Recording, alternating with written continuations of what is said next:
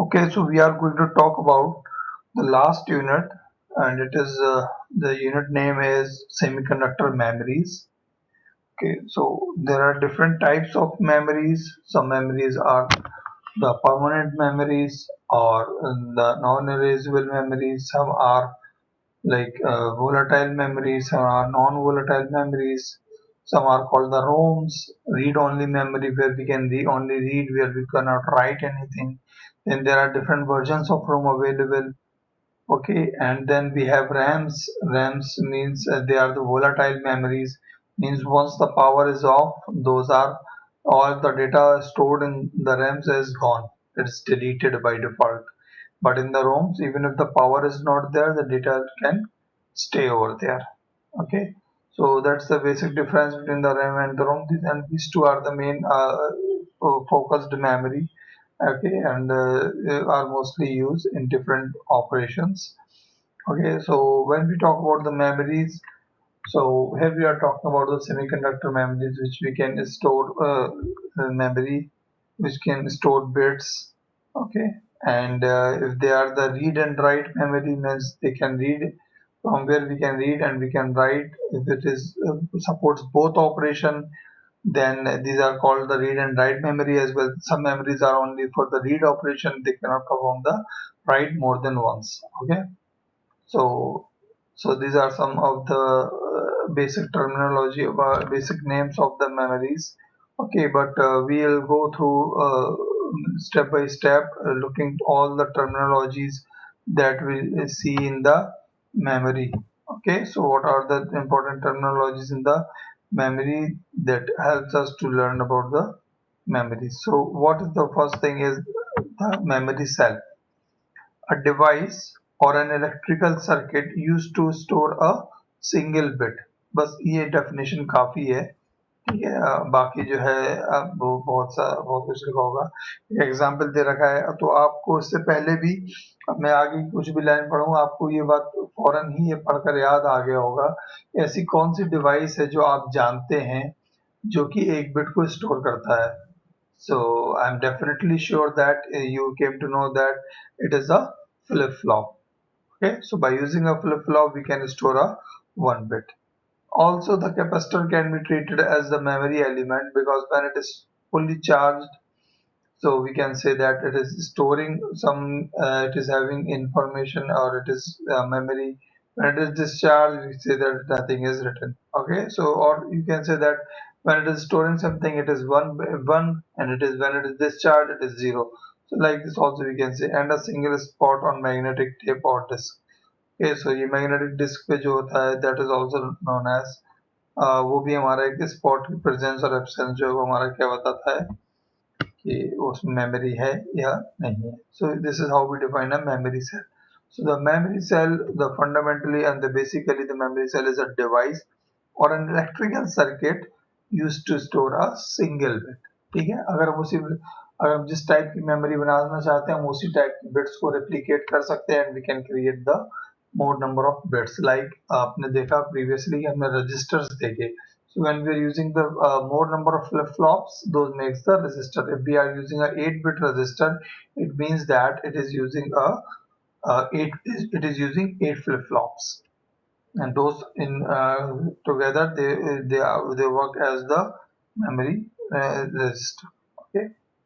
So memory word is आप ये समझ लिए कि ये एक लोकेशन पे मेमोरी जो है कितना वर्ड स्टोर कर सकती है, कितने साइज का वर्ड स्टोर कर सकती है.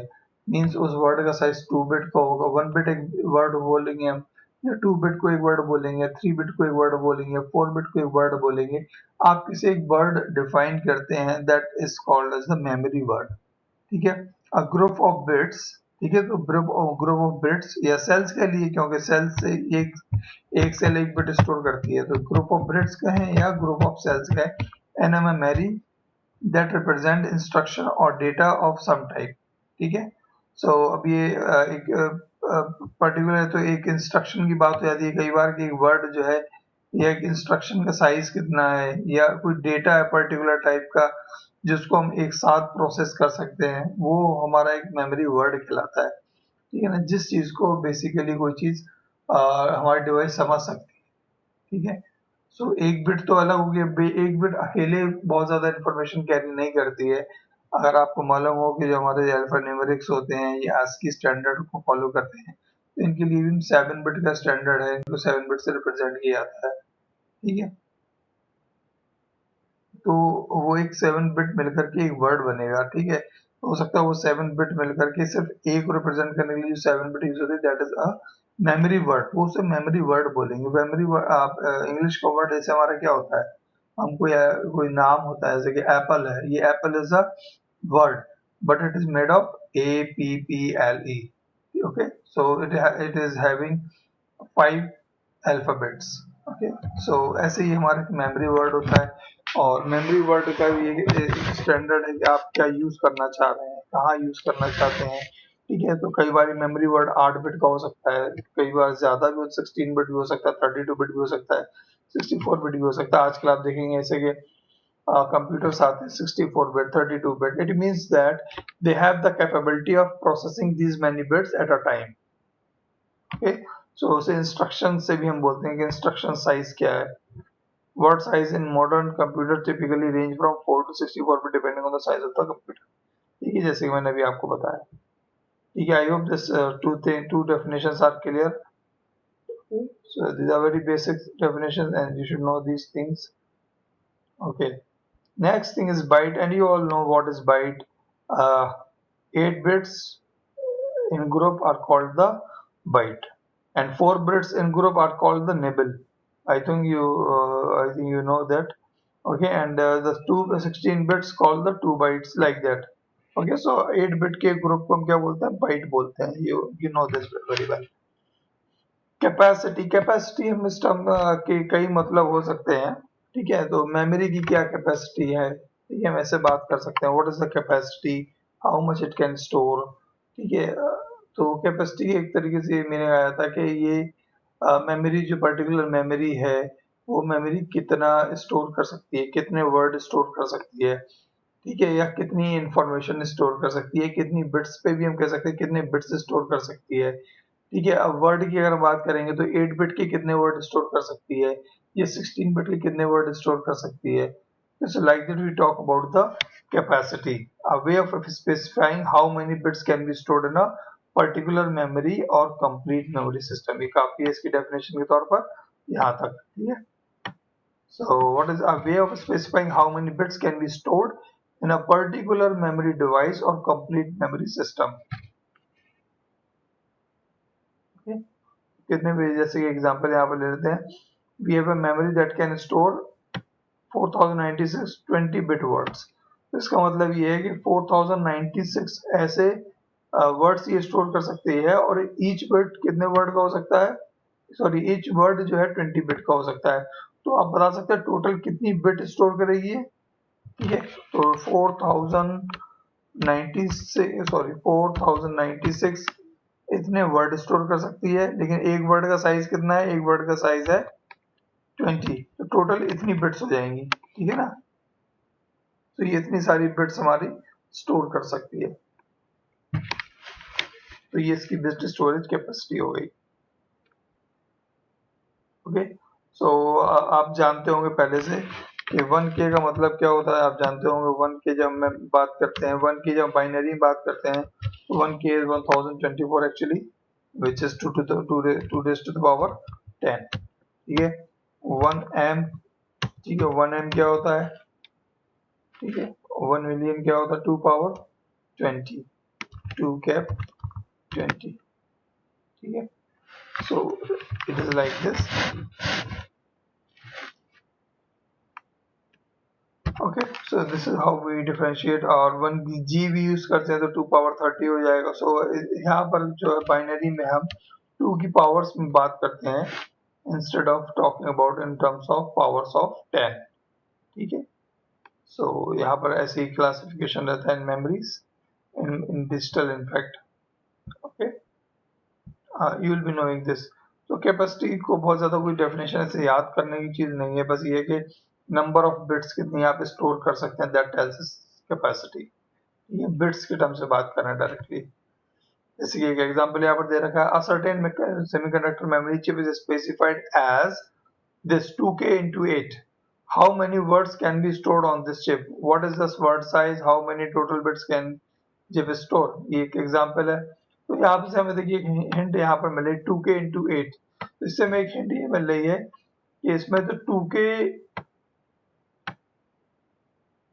तो एक इंफॉर्मेशन है और 8 to 8 को सेपरेट करके लिखा गया। इसका मतलब ये है कि वर्ड साइज जो हमारा क्या है वो 8 है। तो 8 के 2 के वर्ड्स जो 8 ईच वर्ड जो है 8 बिट का होगा, ऐसे 2k वर्ड्स को स्टोर कर सकते हैं। 2k का मतलब क्या हुआ, 2 into 10 power 2 into 10 power sorry 2 into 2 to the power 10 which is 2 into 1024. So this is here.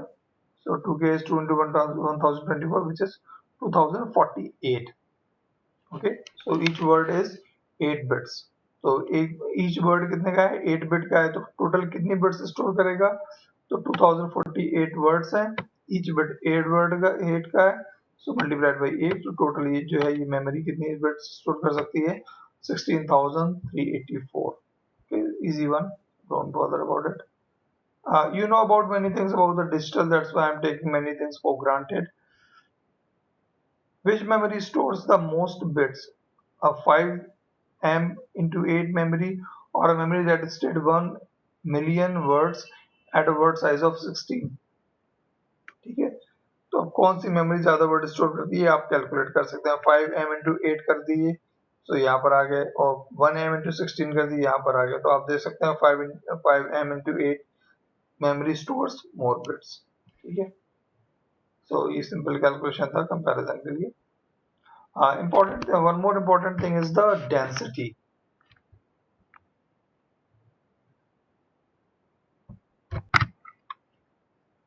Okay, so one more thing is about the density. Density और capacity में थोड़ा सा फर्क है कि density और capacity सेम चीज नहीं है। ठीक है,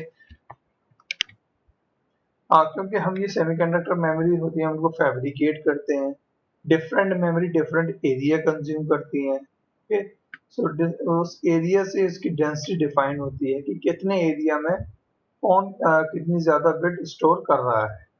ठीक है, सेमीकंडक्टर मेमोरी अगर आप बीजेटी से बनाते हैं, सेमीकंडक्टर मेमोरी आप मॉस से बनाते हैं, तो आपको पहले से पता है कि मॉस जो है it takes lesser amount of area.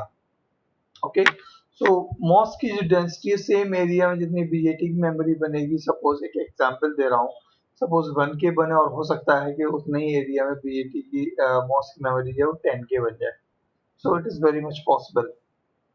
ठीक है, because of the smaller area most consume. So क्या है कि एरिया के बाद हम बात करते हैं कि कितनी ज्यादा ये स्टोर कर सकती है बिट्स। ठीक है, तो ये कैपेसिटी ही है, लेकिन इसका बस रिप्रेजेंटेशन दूसरा है कि कैपेसिटी में ये कितनी सारी बिट्स स्टोर कर सकती है, ये एक बात हो गई। लेकिन डेंसिटी बस ये होता है कि पर यूनिट एरिया कितनी बिट स्टोर कर सकते हैं। When we say that one memory device has a greater density than another, we mean that it can store more bits in the same amount of space। ठीक है, एक तरीके से आप बोल दिए कि bits per unit, bits per unit area, और बाइट्स पर यूनिट एरिया, और words per unit area. Okay, इतने words per, so many words per unit area.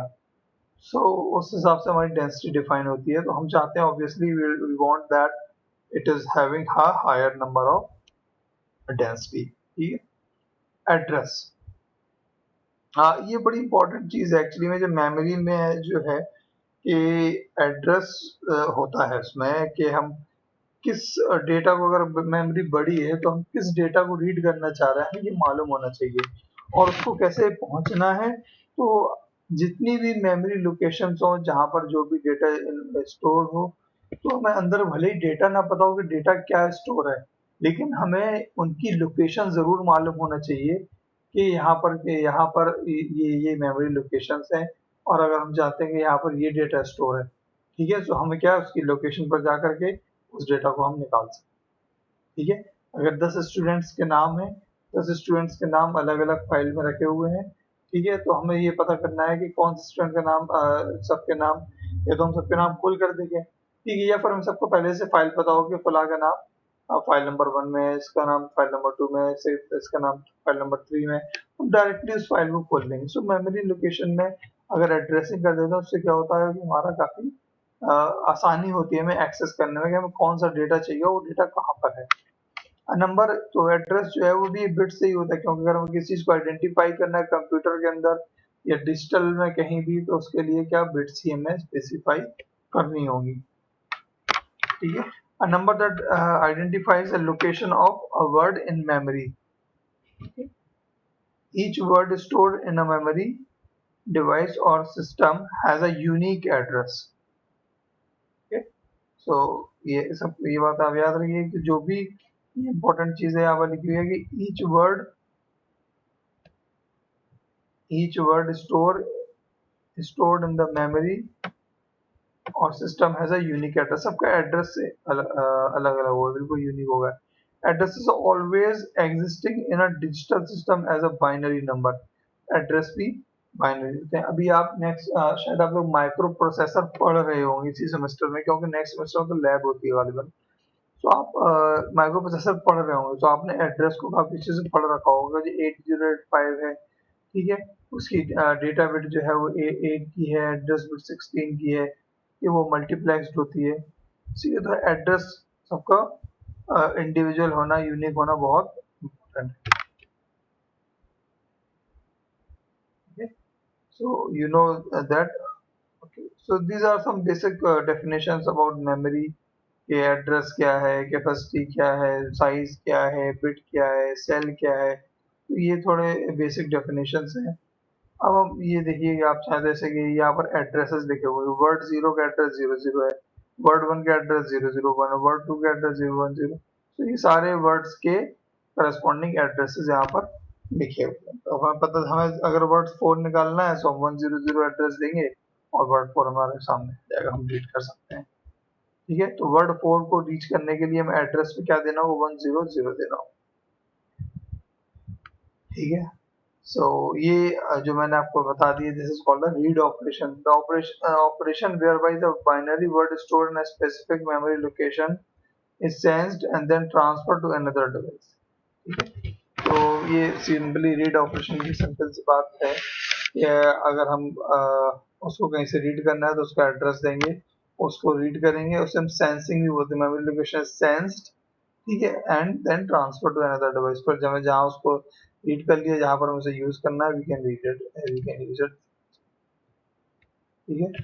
सो हम उसे रीड कर सकते हैं कि वहां पर क्या लिखा हुआ है। राइट ऑपरेशन भी ऐसे होता है, हमें किसी पर्टिकुलर मेमोरी पर कुछ लिखना हो, सपोज हम वर्ड 4 पर कुछ लिखना चाहते हैं तो हम ये पहले एड्रेस देंगे, तो ये एड्रेस क्या बताएगा कि इस मेमोरी का एड्रेस है।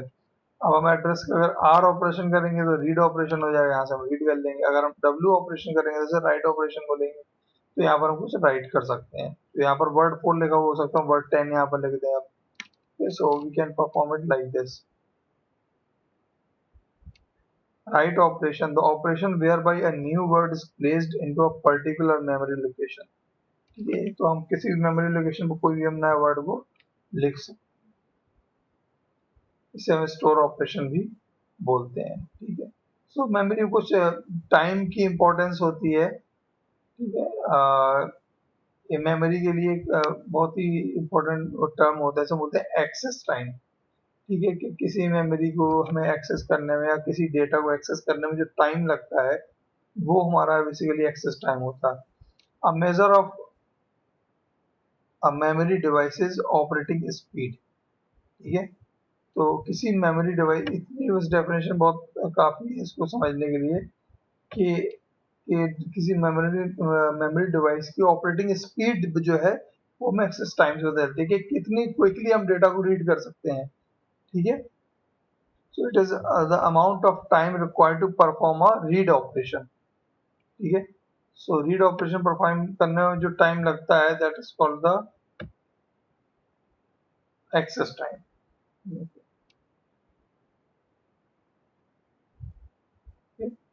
तो और भी इसको स्पेसिफिकली डिफाइन किया गया है, जैसे कि उसका एड्रेस यहाँ पर वही बात लिखी हुई है। More specifically it is a time between the memory receiving a new address, means memory के पास नया एड्रेस आया। ठीक है। Input address input and the data becoming available at the memory output. ठीक है, सो अगर मैं सिंपली मैं आपको यहाँ पर देख दूं, सो सपोज ये मेमोरी है, यहाँ पर बहुत सारे ब्लॉक्स होंगे, ठीक है, बहुत सारी लोकेशंस होंगी यहाँ पर। ठीक है, ऐसे में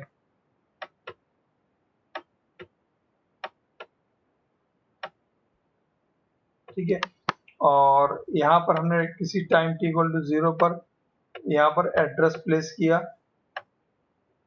ठीक है, टाइम t इक्वल टू 0 पर एड्रेस प्लेस किया। सपोज ये हमने कोई एड्रेस दिया, एड्रेस को मैं यहाँ पर एड्रेस ही लिख देता हूँ, जो भी एड्रेस हो। लेट्स से एक एग्जांपल देते हैं, 100 एग्जांपल ले लिया, तो 100 एड्रेस हमने जैसे प्लेस किया t इक्वल टू 0 पर।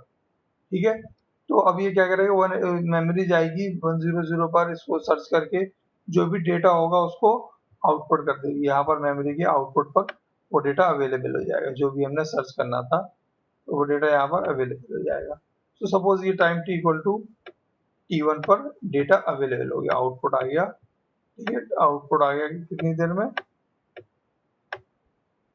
ठीक है, सो t इक्वल टू 0 पर हमने एड्रेस प्लेस किया, t इक्वल टू t1 पर डेटा आउटपुट आ गया। सो एक्सेस टाइम कितना हो जाएगा, सो एक्सेस टाइम यहाँ पर हो जाएगा, एक्सेस टाइम हो जाएगा हमारा, access time will be equal to t1 sorry t1 minus t0। ठीक है, ये हमारा एक्सेस टाइम हो जाएगा। ठीक है, तो जितनी देर में एड्रेस अवेलेबल हुआ जिस टाइम पर, और उस टाइम जितने टाइम में हमारा डेटा आउटपुट अवेलेबल हो गया, that is called the access time. ठीक है, और आप समझ सकते हैं कि ये टाइम कम से कम होना चाहिए। तो ये इसकी डायरेक्ट मेजर ऑफ स्पीड है ऑफ अ पर्टिकुलर मेमोरी। ठीक है, सो मेमोरी का और एक, ये तो कुछ बेसिक डेफिनेशंस हो गई। मेमोरी का आप क्लासिफिकेशन कह लीजिए कि मेमोरी का क्लासिफिकेशन ऐसा भी होता है, ठीक है,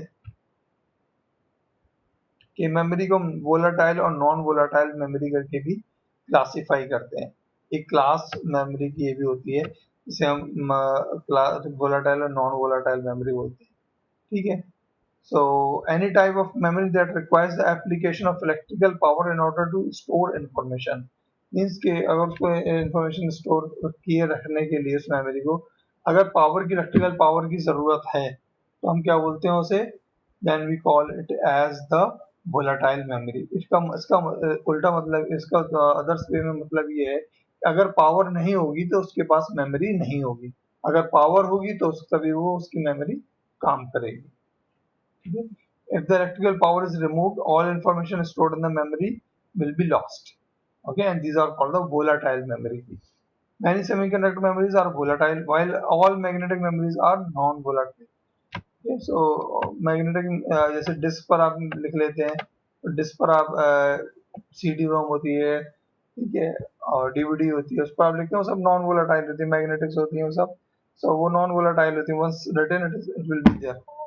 ओके, अनलेस यू एरिज के ऑप्शन अलग है, सो नॉन वोलेटाइल होती है, आप उसे पावर लगाए ना लगाए it will be there. But RAM के साथ जो है, RAM works only in the state of power, when the power is there, which means that they can store information about electrical without electrical power. ठीक है, सो ये class मान लीजिए आप, मैं भी एक और डायग्राम दिखाऊंगा, इसमें मैं थोड़ा क्लासिफिकेशन भी मेमोरीज का दिखाऊंगा। इससे पहले चलिए मैं ये आगे बढ़ूँ, मैं आपको पहले वो डायग्राम दिखा देता हूँ, that will help you।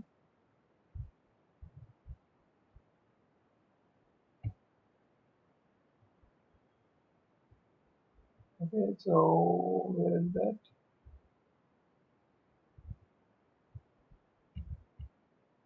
Yes, okay, so overview of memory types है ये। ठीक है, तो आपने थोड़ी बेसिक डेफिनेशंस मेमोरी की देख ली, उसके बाद मैं आपको यहाँ लेकर के आया हूँ। तो ये एक ओवरव्यू ऑफ मेमोरी टाइप्स है। ठीक है, सो सेमीकंडक्टर मेमोरीज की बात हो रही है, तो बेसिकली दो क्लास हैं इन मेमोरीज की। ठीक है, सो अब आप कुछ बेसिक पैरामीटर जानते हैं, इस वजह से मैं अब आपको बाद में यहाँ लेकर के आऊँ। तो दो क्लास है मेमोरीज की, एक तो है रीड ओनली मेमोरी और दूसरी क्लास है रीड राइट मेमोरी। से हम रीड राइट मेमोरी बोलते हैं या रैंडम एक्सेस मेमोरी भी बोलते हैं। ठीक है, अच्छा, रैंडम एक्सेस का मतलब क्या है वो मैं आपको बाद में बताऊंगा। ओके, ठीक है। तो अभी हमारे पास क्या दो बेसिक क्लासिफिकेशन कर रहे हैं, जैसे एक हम बोल रहे हैं रीड राइट मेमोरी बोल रहे हैं, इसका दूसरा नाम रैम भी है, रैंडम एक्सेस मेमोरी भी है, और दूसरा नाम दूसरी टाइप ऑफ मेमोरी है रीड ओनली मेमोरी। ठीक है, तो ये दोनों क्लास हैं। तो रीड और रोम हमें क्या बता रही है, तो इससे तो आप रीड कर सकते हैं, राइटिंग का ऑप्शन नहीं है। ठीक है, हालांकि बाद में इसके राइटिंग ऑप्शंस भी आए हैं, इलेक्ट्रिकली इरेजेबल, और इरेज कर सकते हैं हम। ठीक है, इरेज कर सके दोबारा राइटिंग कर सकते हैं, that options are there. Okay, लेकिन ये रीड रोम का दूसरा मीनिंग है। And read and write memory. So we have these are also two types, the random access memory RAM भी है, और नॉन रैंडम एक्सेस मेमोरी उसको भी रैम ही बोलते हैं, क्योंकि रीड एंड राइट मेमोरीज भी हैं, इसलिए इन्हें रैम ही बोलते हैं। ठीक है, सो बोथ आर रैम। ठीक है, लेकिन बस इनमें क्या फर्क है, रैंडम एक्सेस का फर्क है। रैंडम एक्सेस को मैं अभी आपको समझा देता हूँ कि रैंडम एक्सेस का मतलब ये है कि अगर ये एक मेमोरी ब्लॉक है हमारे पास, ठीक है, और सपोज यहाँ पर कितने 1000 लोकेशंस हैं, मींस 1000 मेमोरी लोकेशंस हैं यहाँ पर। ठीक है, 1000 मेमोरी लोकेशंस हैं, तो इसमें 1000 डिफरेंट डेटा है। अब सपोज हमें रीड करना है कोई भी डेटा लोकेशन एट 500। ओके, अगर हम सपोज यहाँ का डेटा रीड करना है, ठीक है, तो अगर ये रैंडम एक्सेस नहीं है तो हम क्या करेंगे, पहला रीड करेंगे, फिर दूसरा रीड करेंगे, तीसरा रीड करेंगे, और ऐसे रीड करते करते करते करते हम इतना टाइम वेस्ट करेंगे, तब हम जाकर के 500 पर पहुंचेंगे, तब हम उसको रीड कर सकते हैं। ठीक है, ये तो एक तरीका हो गया। ठीक है, तो ये क्या हुआ, एक तरीके सिक्वेंशियल मेमोरी हो गई कि आपने पूरा सारा मेमोरीज को आपने रीड किया, इंडिकेट को रीड किया, फिर आप जाकर के 500 पर पहुंचे। लेकिन एक दूसरा ऑप्शन पॉसिबल है कि हमें अगर 500 पर जाना है तो डायरेक्टली हमें कोई डायरेक्टली 500 पर पहुंचा दे। ठीक है, सीधा लेकर के आके यहाँ रख दे, तो हम डायरेक्टली 500 पर पहुंच जाएंगे। उससे क्या होगा कि हमारा जो टाइम वेस्ट हुआ 1 से 499 को क्रॉस करने का, वो हमारा टाइम सेव हो जाएगा। ये रैंडम एक्सेस कहलाती है कि रैंडमली हम किसी भी लोकेशन को रीड कर सकते हैं, हमें सिक्वेंशियली या एक एक स्टेप करके वहां पहुंचने की कोई जरूरत नहीं है। ठीक है, तो ये हमारा बेसिक मीनिंग है रैंडम एक्सेस का। अब आप देखिए कि रैंडम एक्सेस में तो स्टैटिक रैम है, डायनेमिक रैम है, रजिस्टर फाइल है। ठीक है, रजिस्टर फाइल भी जो होती है वो हमारी रैंडम एक्सेस होती है। लेकिन अगर आपको ये मैंने आपको भी रिसेंटली आपने पढ़े हैं, इसलिए ये दो खास तौर पे ये दो आपने रिसेंटली पढ़े हैं, इसलिए आपको याद होगा। First in first out, last in first out, ये क्या है, शिफ्ट रजिस्टर्स है। शिफ्ट रजिस्टर में आपने देखा था कि हम क्या एक एंड से एंट्री कराते हैं डेटा की, दूसरे एंड से डेटा हमें अवेलेबल होता है। ठीक है, तो जब हम ऐसे फर्स्ट इन फर्स्ट, जो पहले जाएगा वही बाद में पहले निकलेगा, ये जो लास्ट में जाएगा वो पहले निकलेगा, तो ये सब सारे क्या सीरियल होते हैं। तो ये क्या कि आप किसी को भी नहीं रीड कर सकते, अगर आपको भले ही कोई भी यूज करना है, आपको पूरा सबके पूरा पूरा डेटा आपको वहां से निकालना होगा। ओके, सीरियली निकालना होगा। तो ये उसमें पॉसिबल नहीं था, लेकिन यहाँ रैंडम एक्सेस में ये पॉसिबल है। तो बेसिकली जो रीड राइट मेमोरी है, आप उसको, जो रैंडम एक्सेस जो पहला क्लासिफिकेशन है, आप उसको रीड राइट मेमोरी के तरीके से समझें कि इन दोनों में रीड राइट किया जा सकता है।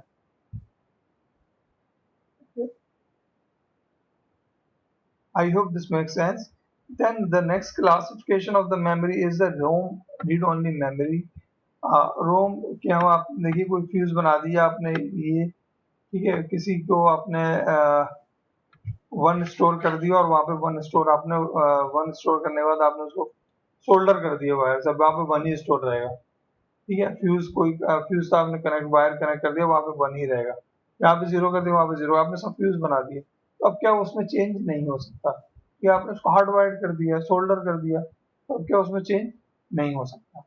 इसी तरीके से दूसरी होती है प्रोग्रामेबल रोम। ठीक है, प्रोग्रामेबल रोम में यह है कि उसमें आप प्रोग्रामिंग का ऑप्शन होता है कि आपने जो स्टोर किया है, ठीक है, वो परमानेंट रहेगा, पावर आए जाए तब भी कुछ नहीं होगा उसका। लेकिन इसमें क्या पॉसिबिलिटी है कि आप उसको रीप्रोग्राम कर सकते हैं। ठीक है, कि आपने जो लिख दिया है, तो अब उसमें एक पॉसिबिलिटी बढ़ाई गई कि भाई ये वन टाइम लिख दिया तो वो तो एक बार के लिए हो गया, आप उसे चेंज नहीं कर सकते। ठीक है, सो अब इसका बहुत ज़्यादा यूज़ नहीं बचता है एग्जाम में, ठीक है।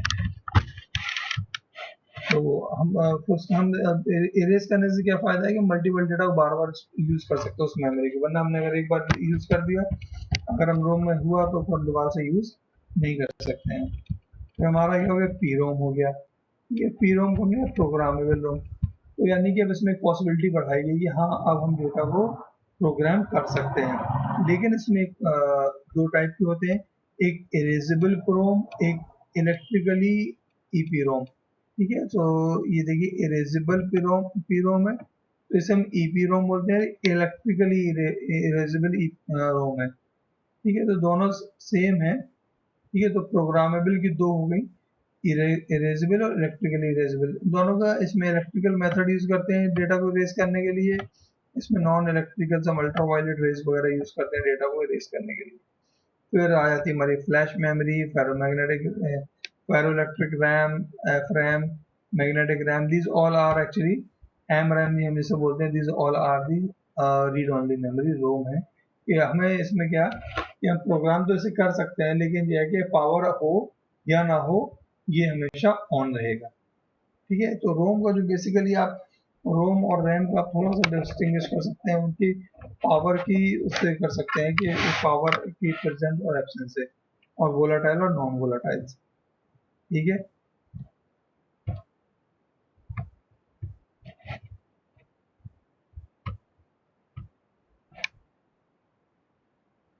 ये सब मैंने सारी बात कर ली, ठीक है। चलिए हम बैक टू आवर सेशन।